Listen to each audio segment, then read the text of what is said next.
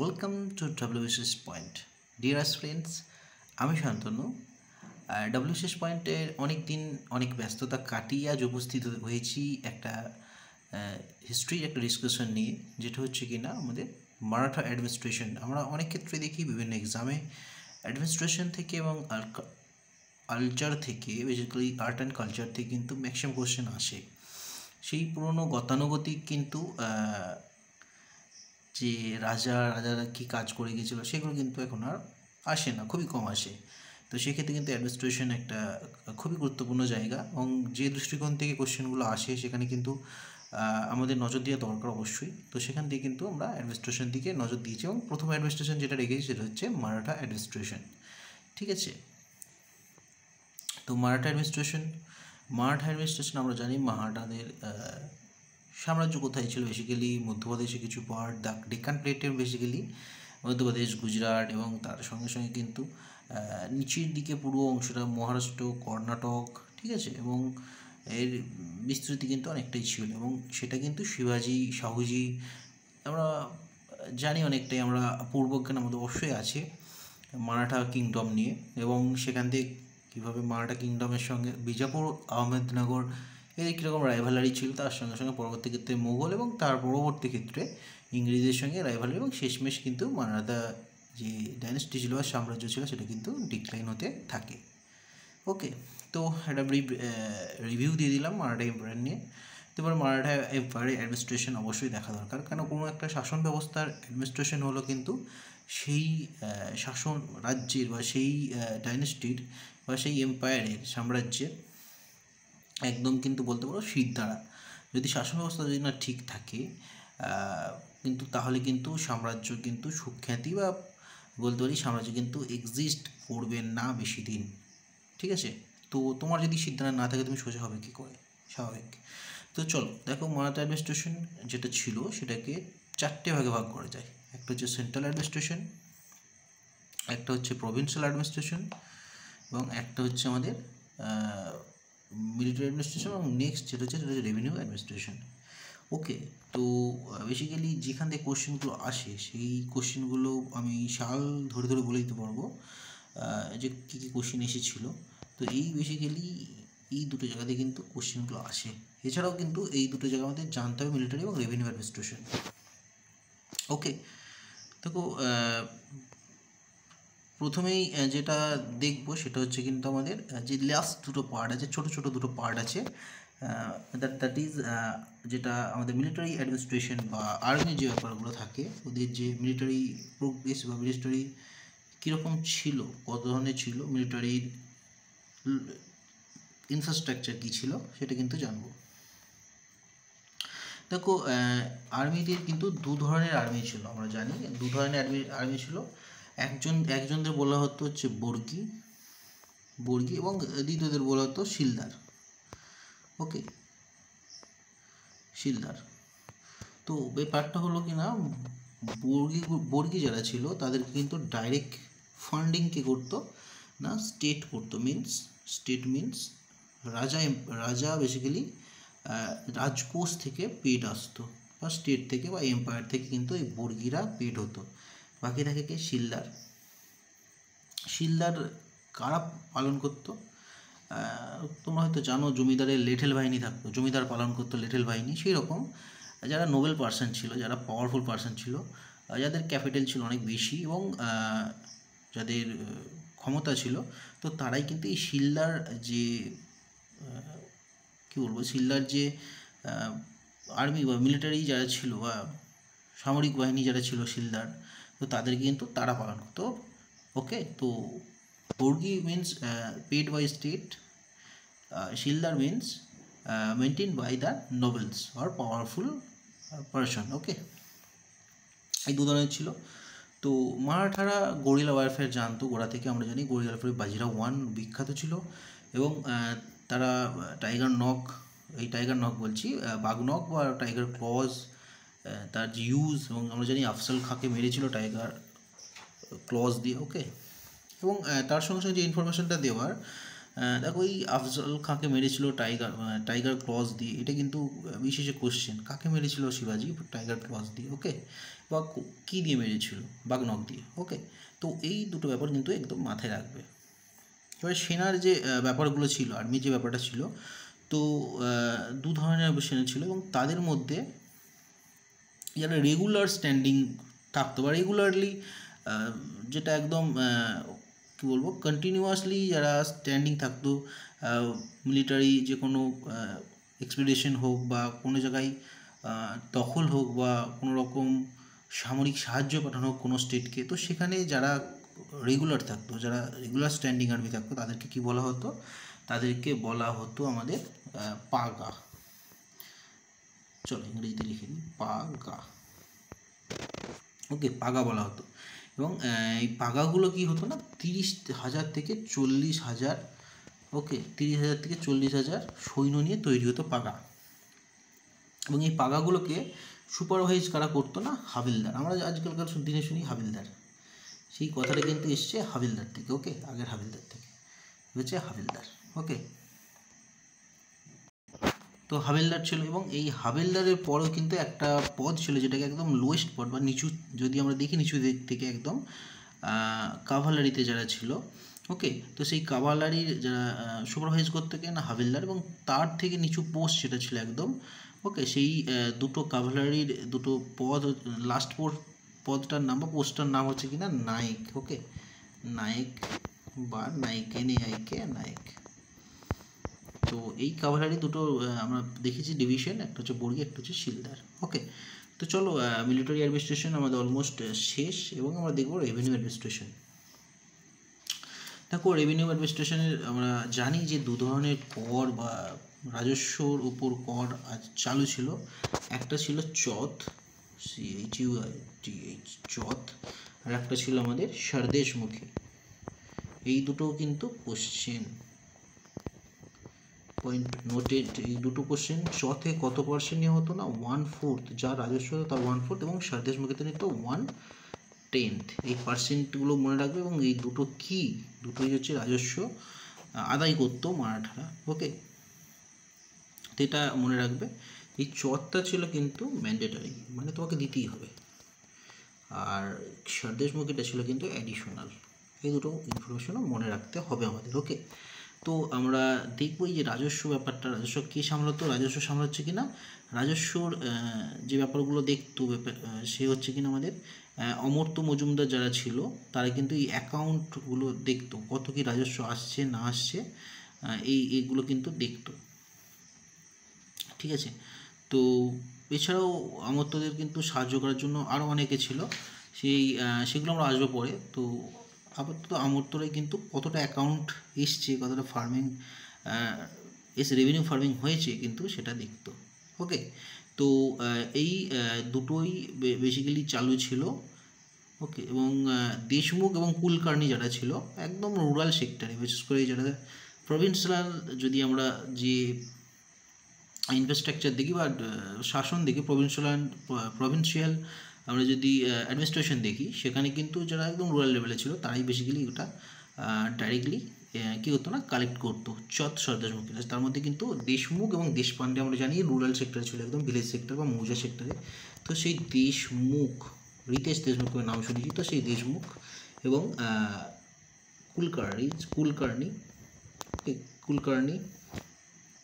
তো এরা বেসিক্যালি এই দুটো কালেক্ট করতো, ওকে। চলো, তো এই বেসিক্যালি আমাদের লাস্ট দুটো পার্ট যেটা ছিল, এক ছিল মিলিটারি এবং একটা ছিল রেভিনিউ, দুটো কিন্তু আমরা কমপ্লিট অলরেডি করে ফেলেছি। বাকি থাকে আমাদের হচ্ছে কি, যেটা মোস্ট ইম্পর্ট্যান্ট সেটা হচ্ছে সেন্ট্রাল অ্যাডমিনিস্ট্রেশন, এবং তারপরে যেটা দেখতে আমাদের সেটা হচ্ছে প্রভিন্সিয়াল অ্যাডমিনিস্ট্রেশন, ওকে। দেখো এসে বেসিক্যালি এখানে অ্যাডমিনিস্ট্রেশনকে দুটো ভাগে ভাগ করেছি, একটা রেখেছি আমি সেন্ট্রাল অ্যাডমিনিস্ট্রেশন, একটা রেখেছি প্রভিন্সিয়াল অ্যাডমিনিস্ট্রেশন। তো প্রভিন্সিয়াল অ্যাডমিনিস্ট্রেশনটা আমরা যদি তাকাই, দেখো প্রভিন্সিয়াল অ্যাডমিনিস্ট্রেশনের প্রথমেই কি লেখা আছে, বেসিক্যালি লেখা আছে প্রান্ত, মিন্স প্রভিন্স, ওকে। তো টোটাল যে ডাইনেস্টি ছিল বা সাম্রাজ্য ছিল, সেটাকে ভাগ করা হয়েছে কিনা বিভিন্ন প্রভিন্সে, এই টোটাল ডাইনেস্টিটাকে একটা প্রভিন্স হিসেবে ধরা হয়েছে। ওকে, এবং সেই প্রভিন্সকে কিন্তু ভাগ করা হয়েছে বিভিন্ন, আমরা ধরো আমাদের রাজ্যকে আমরা কিসে ভাগ করি? ডিস্ট্রিক্টে, এবং ডিস্ট্রিক্টকে কিসে ভাগ করি আমরা? Sub division. ফার্দার সাব ডিভিশনকে আমরা ভাগ করি ব্লকে করি, কিন্তু এখানে ব্লক ছিল না, তো ডাইরেক্ট একদম ভিলেজে ভাগ করে দিয়েছিল। ঠিক আছে, তো এই যে প্রান্ত বা PRNT প্রান্স, এই প্রান্সকে ভাগ করতো বা প্রভিন্সকে ভাগ করতো কিসে না? ভাগ করতো টার্ফস, TARFS। ওকে, বানানটা একটু ভুল আছে, একটু চেক করে নিন। টার্ফস, টার্ফস মিন হচ্ছে কিনা ডিস্ট্রিক্ট, এবং ডিস্ট্রিক্টগুলোকে ভাগ করতো এরপরে পারগানাতে। Pargana means SD means subdivision. Okay, সাব ডিভিশনে ভাগ করে নিত। তো সেই সাব ডিভিশনগুলোকে ভাগ করতো মৌজাতে। ওকে, তো বেসিক্যালি এই ছিল তাদের প্রভিন্সিয়াল অ্যাডমিনিস্ট্রেশন সিস্টেম, এবং সেখানে যারা অ্যাডমিনিস্ট্রেটর ছিল তারা হচ্ছে দেখো প্রথমে যে শাসন করতো বেসিক্যালি প্রভিন্সের হেড, যাকে হেড বলতে পারি আমরা, মুঘল আমল থেকে শুরু এসেছি, সেটা হচ্ছে কিনা সুবেদার। এটা সুবেদার হয়ে গেছে, সুবেদার। ওকে, সুবেদার মুঘল আমলে কিন্তু চলে আসছে সুবেদার। মুঘল আমল তার আগে থেকে সুলতানি যুগ থেকেও চলে আসছে এই সুবেদার, যারা হচ্ছে কিনা প্রভিন্স বা ধরো বাংলার সুবেদার, মানে বাংলা একটা প্রভিন্সের মতো বেসিক্যালি। ঠিক আছে, তো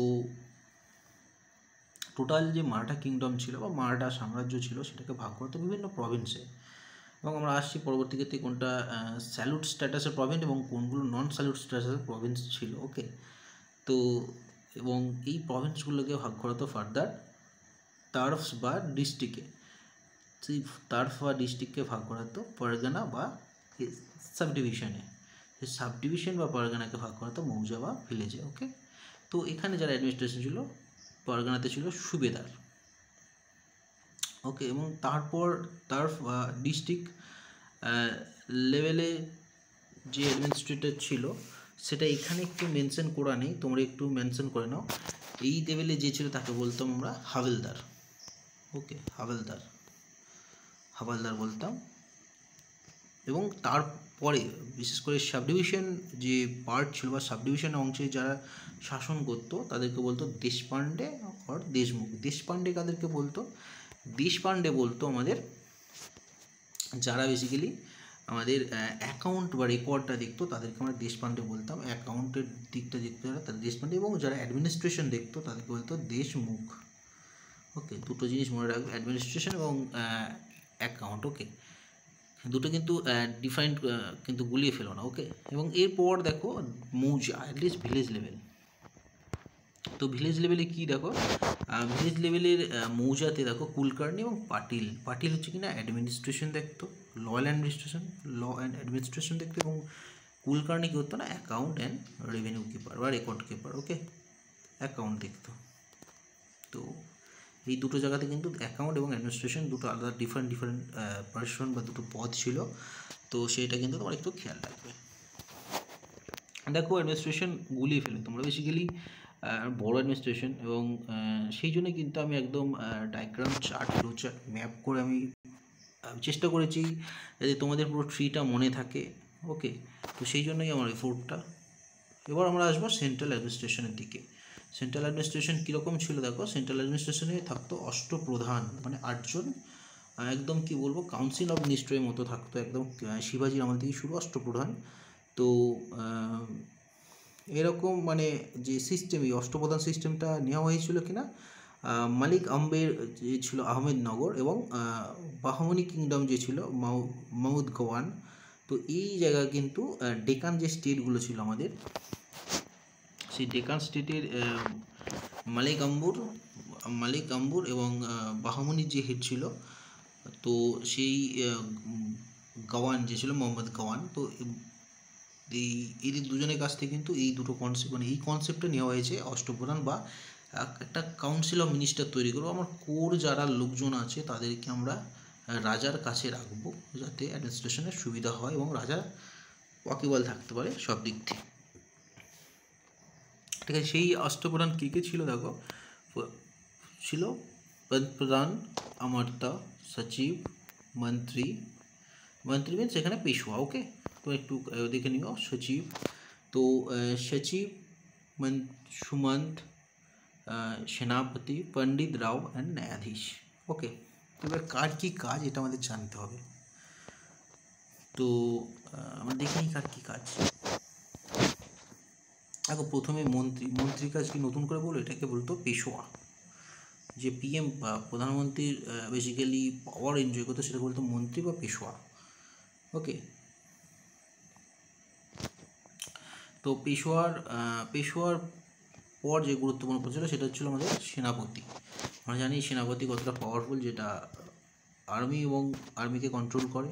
এবং এছাড়াও ছিল কিন্তু আমাদের সুমন্তের কাজ ছিল কিনা সেরিমনিজ, ডিফারেন্ট যে সেরিমনি থাকতো, তো সেই সেরিমনিগুলো কিন্তু কন্ট্রোল বা দেখাশোনা করতো এই সুমন্ত। এছাড়া পণ্ডিত রাও ছিল। পণ্ডিত রাও করতো কিনা বিভিন্ন চ্যারিটিস বা এক্লেক্সটিক্যাল অ্যাফেয়ার্স যে ছিল, এক্লেক্সটিক্যাল অ্যাফেয়ার্স, তো সেগুলো কিন্তু দেখাশোনা করতো পণ্ডিত রাও। এছাড়া ন্যায়াধীশ আমরা জানি জাস্টিস দিত, মিনস বিচার করতো। ন্যায়াধীশের কাজ ছিল জাস্টিস দেওয়া, বিচার করা। বেসিক্যালি ইনি জাস্টিস ছিলেন। সেটাও দেখো, এখানে আছে তোমার আমাত্য বা মজুমদার। আমাত্য বেসিক্যালি, তো আমাত্য হচ্ছে কিনা, আমাত্যর কাজ হচ্ছে অ্যাকাউন্ট জেনারেল। ওকে, অ্যাকাউন্টটা সামলাতো বা অ্যাকাউন্টের হিসেব রাখতো, অ্যাকাউন্ট জেনারেল হচ্ছে আমাত্য। এবং এবং এবং আরেকটা যে পোস্ট ছিল সেটা হচ্ছে ওয়াকানভিস মিনস ইন্টেলিজেন্স ডিপার্টমেন্ট। ওকে, ইন্টেলিজেন্স ডিপার্টমেন্ট যার দিত তাকে ওয়াকানভিস বলতো। তো চলো আমরা পরবর্তী ক্ষেত্রে অনেক ডায়াগ্রাম পাবো এবং সেখানে একদম ডিটেলসে দেখে নেবো। দেখো, একদম নিট একটা ডায়াগ্রাম, একটু খাটতে হয়েছে এবং দেখতে হয়েছে, একটু ভেবেচিন্তে বানাতে হয়েছে। তো তোমরা অবশ্যই একটু ভালো করে নজর দেবে। এই ডায়াগ্রামটা যদি তোমরা মনে রাখতে পারো, এই একটা ডায়াগ্রামে পুরো অ্যাডমিনিস্ট্রেশন তোমাদের মাথায় রয়ে যাবে। দেখো, প্রথমেই দেখো, পুরোপুরি আমি সেন্ট্রাল অ্যাডমিনিস্ট্রেশনের মধ্যে কিন্তু সবগুলো রেখেছি, কারণ প্রভিন্সের ওপরেও কিন্তু সেন্ট্রাল অ্যাডমিনিস্ট্রেশন কাজ করতো। তো আমরা জানি প্রভিন্সের হেড ছিল আমাদের সুবেদার বা গভর্নর। ওকে, সেই সুবেদার বা গভর্নরটা ইংলিশ আমলে হয়েছে, এবং তার আগে আমার মুঘল আমল, সুলতানি আমল, এবং বিশেষ করে ডেকান যে স্টেটগুলো ছিল সেখানে কিন্তু সুবেদার কথাটা কিন্তু তোমরা বহুল পরিমাণে পাবে। ওকে, তো এই সেন্ট্রাল অ্যাডমিনিস্ট্রেশনের যে অষ্টপ্রধান থাকতো তার মধ্যে আমরা দেখলাম কিছুক্ষণ আগেই ন্যায়াধীশ বা জাস্টিস থাকতো, একজন থাকতো আমাদের সেনাপতি বা ওটাকে বলতো ওদের ভাষায় স্যার ই নাহওয়াত। ওকে, তোমাকে তো ডাইরেক্ট সেনাপতি কোশ্চেনে দিল না, এরকমই দিয়েছিল একবার, স্যার ই নাহওয়াত। তুমি কিন্তু কনফিউজ একদম হবে না, স্যার ই নাহওয়াত। এছাড়া থাকতো পণ্ডিত, যে কিনা এক্লেস্টিক্যাল কাজগুলো সামলাতো, পণ্ডিত রাও বলতো। পেশোয়া বা পিএম থাকতো, আমাত্য বা অ্যাকাউন্ট জেনারেল থাকতো, এবং ইন্টেলিজেন্স বা ওয়াকানভিস থাকতো। ওকে, তো সেগুলো আমি লিখছি না, ঠিক আছে। এটা ওয়াকানভিস, এটা হচ্ছে আমাত্য বা অ্যাকাউন্ট, পিএম থাকতো, এবং পণ্ডিত রাও এক্লেস্টিক্যাল। তাছাড়া থাকতো সুমন্ত বা দাবির বলতো এদেরকে। তো সুমন্ত বা দাবির যারা ছিল তারা কিনা সেরিমনিগুলোকে দেখাশুনো করতো, সেরিমনিগুলো কী কী সেরিমনি থাকতো সেরিমনিগুলো কন্ট্রোল করতো বা মেনটেন করতো। এছাড়াও ছিল সেনাপতি শারি নাহওয়াত, এছাড়া জাস্টিস বা ন্যায়াধীশ।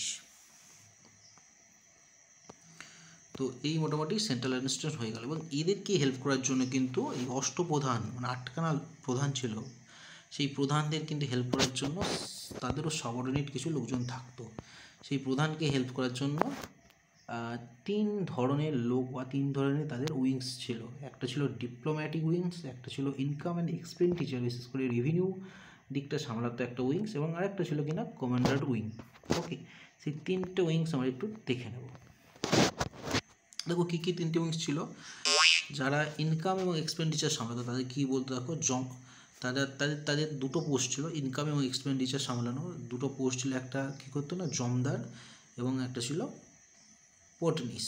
ঠিক আছে, এই দুটো জায়গা মনে রাখবে, কারণ এইগুলো প্রত্যেকটা টার্ম থেকে কিন্তু কোশ্চেন আসে, জমদার এবং পটনিস। এবং এছাড়াও ছিল কমান্ডার সেকশন। তো কমান্ডারে কে ছিল, দেখো, দিওয়ান, মজুমদার, এছাড়াও ছিল ফাডনিস। ঠিক আছে, এবং কমান্ডারের পর যে ব্যাপারটা আসবো, কূটনৈতিক যারা জিনিসগুলো দেখতো, যারা ধরো কোনো একটা সন্ধি স্বাক্ষরিত হচ্ছে, কারা দেখবে তখন স্বাভাবিক কারণেই ডিপ্লোম্যাটসরা দেখবো। তো সেই ডিপ্লোম্যাটস কারা ছিল, দেখো, চিটনিস, খারকানিস এবং শাবনিজ। এরা কিন্তু অ্যাসিস্ট করতো কাদেরকে, প্রধান, বিশেষ করে যে প্রধানদের কিন্তু প্রত্যেকজন প্রধানের কিন্তু এতগুলো করে অ্যাসিস্ট্যান্ট থাকতো বা অ্যাসিস্ট করতো প্রত্যেকজন প্রধানকে। ওকে, এবং 8খানা এরকম প্রধান নিয়ে তৈরি হয়েছিল অষ্টপ্রধান বা সেন্ট্রাল অ্যাডমিনিস্ট্রেশন। ওকে, তো চলো আমরা ব্যাক করে যাই এখানে। তো সেন্ট্রাল অ্যাডমিনিস্ট্রেশন দেখলাম। এরপর আমরা দেখবো, দেখো যে আমরা অনেক আমি বলেছি সেন্ট্রাল সাম্রাজ্য, পুরোটা সাম্রাজ্য সামলাতো সেন্ট্রাল অ্যাডমিনিস্ট্রেশন, একদম মাথার উপর বসে থাকতো, এবং তার নিচে থাকতো অনেক প্রভিন্স। প্রভিন্সের হেড কে ছিল না? সুবেদার। ওকে, এটা প্রভিন্স। প্রভিন্সের এই দেখো প্রভিন্স এখানে মেনশন করেছে, এবং এখানে দেখো সুবেদার লেখা আছে। ওকে, প্রভিন্সগুলো যা শেষ হলো, বা প্রভিন্সগুলোর মধ্যে কিন্তু অনেক প্রান্স থাকতো। সরি, প্রভিন্স যা প্রান্স তো একই জিনিস, প্রভিন্স বা প্রান্স একই জিনিস। ও তারপর থাকো তার্ফস। দেখো এই প্রভিন্স গেল, এরপর দেখো তার্ফস। এটা হচ্ছে কিনা আমাদের তার্ফস। এটা একটু পরিষ্কার করে নিই। দেখো এটা হচ্ছে প্রভিন্স, সুবেদার কন্ট্রোল করছে, এবং আমরা এটা হচ্ছে প্রভিন্স এবং সুবেদার কন্ট্রোল হচ্ছে, এটাকে আমরা বলছি প্রান্স। এরপর দেখো এদিকে দেখো ডিস্ট্রিক্ট লেভেলে যেটা আমরা সেটাকে মেনশন করছি তার্ফস। সেই তার্ফস বা ডিস্ট্রিক্ট লেভেল কন্ট্রোল করতো হাবিলদার। এবং তারপর যেটা থাকতো একদম সাবডিভিশন লেভেল, সেটা করতো কি দেশপান্ডে বা দেশমুখ। দেশপান্ডে করতো কি না অ্যাকাউন্টগুলো, রেকর্ডগুলো দেখতো, এবং দেশমুখ কী করতো না অ্যাডমিনিস্ট্রেশন আর লটা সামলাতো। ওকে, তো সেটা করতো কি না আমাদের হচ্ছে কি না সাব ডিস্ট্রিক্ট বা সাবডিভিশন লেভেলে। ওকে, সাব ডিস্ট্রিক্ট লেভেলে সামলাতো দেশপান্ডে বা দেশমুখ। ওকে, যেটাকে অ্যাডমিনিস্ট্রেশনের মারাঠিরা যেটাকে বলতো, বা মারাঠা ভাষায় যেটা বলা হতো সেটা হচ্ছে পারগানা। ওকে, বা এসডি বা সাব ডিস্ট্রিক্ট। তো এরপর যেটা পড়ে থাকতো একদম ছোটো ইউনিট, একদম ক্ষুদ্রতম ইউনিট, সেটা হচ্ছে কিনা ভিলেজ লেভেল বা মৌজা লেভেল, যেটাকে সামলাতে হচ্ছে কিনা পাটিল সামলাতো law and order and administration, law and order. এবং যে কুলকার্নি থাকতো, কুলকার্নিরা সাজাতো, কুলকার্নিরা দেখতো কিন্তু অ্যাকাউন্ট এবং আমাদের রেকর্ড। ওকে, বেসিক্যালি মোটামুটি এই ছিল।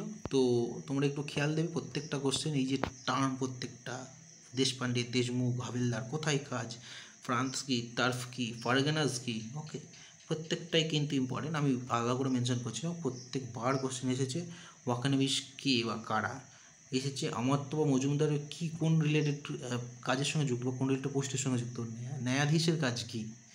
প্রত্যেকবার পরীক্ষা আসছে এবং আসতে থাকেই, এবং সেখান থেকে কিন্তু তোমরা অবশ্যই নজর দেবে বেশি ব্যাপারগুলোতে।